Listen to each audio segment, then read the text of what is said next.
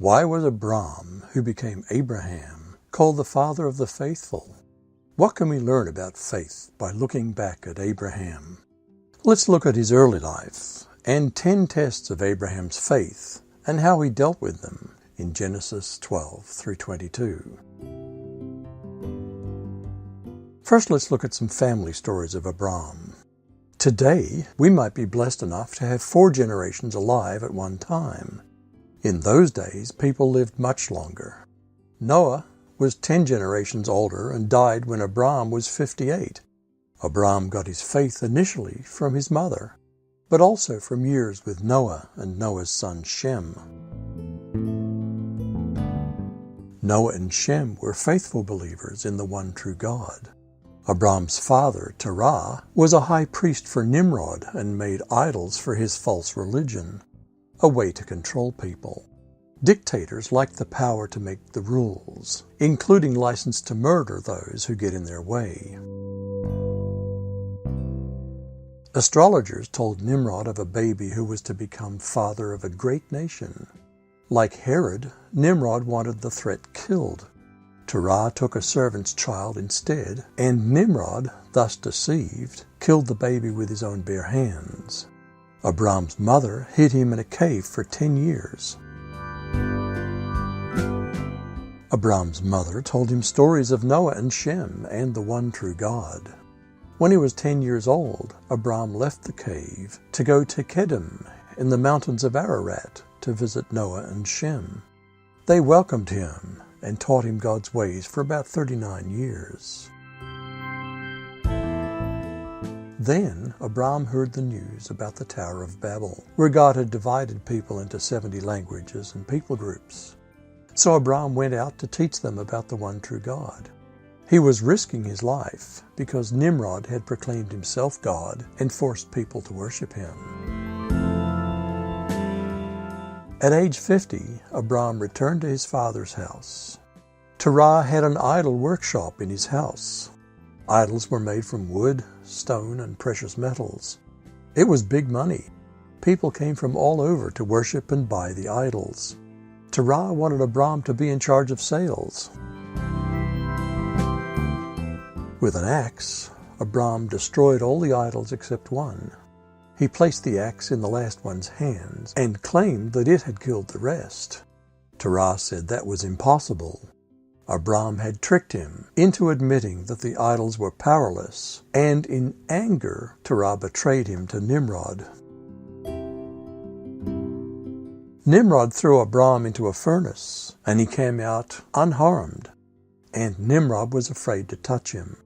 Nimrod then gave Abram many presents and sent him back to his father's house. With him went 200 noblemen, including Eliezer, who was later to become Abram's most trusted servant. A large crowd rejected Nimrod and his opulent lifestyle to go with Abram and learn more about the one true God. 2 years later, Nimrod had decided once more to try and kill Abram. Eliezer warned Abram, and they left for Haran, where God was about to make a promise. Now let's look at the Bible stories of Abraham. Genesis 12, verses 1 to 3. Leave. The people of Haran were as much idolaters as those in Babylon. Abram and his followers were the only ones who worshipped God. So God intervened and said, "Go forth from your country and from your relatives and from your father's house to the land which I will show you." This was bigger than Abram could imagine. In you all the families of the earth will be blessed. The Messiah came from Abram. Would we be willing to move to an unknown country at age 75 if God offered us an inheritance we wouldn't even receive in this life? Genesis 12:10. Famine.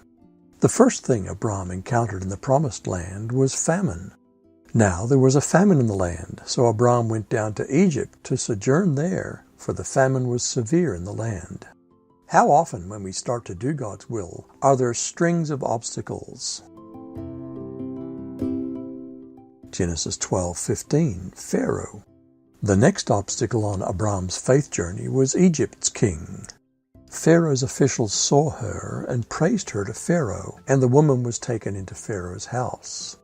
Even faithful believers fail some of life's obstacles. When have we lied like Abram to try and get out of a difficult situation? Genesis 14:14, a battle. Abram was probably not wanting a fight, but when Abram heard that his relative had been taken captive, he led out his trained men, born in his house, 318, and went in pursuit as far as Dan. How often in doing God's will must we fight battles? Genesis 15:13, enslaved. God said to Abram, "Know for certain that your descendants will be strangers in a land that's not theirs, where they'll be enslaved and oppressed 400 years. This is a prophecy of Egyptian slavery. Do we believe that even such bad news will be for our good?" Genesis 16:3, Hagar. After Abram had lived 10 years in the land of Canaan, Abram's wife Sarai took Hagar the Egyptian, her maid, and gave her to her husband Abram as his wife. Abram neglected to ask God's advice. Can faithful followers of God make unwise decisions and still be people of faith? Genesis 17:24, circumcised. Now Abram was 99 years old when he was circumcised in the flesh of his foreskin. If our faith journey revealed that God required something causing some short-term pain, would we believe God? Do we have faith that what we do not yet know about God's ways will be good? Genesis 22, Gerar. Abraham said of Sarah his wife, "She's my sister." So Abimelech, king of Gerar, sent and took Sarah. Abraham lied because he was afraid. How many times have we done the same thing?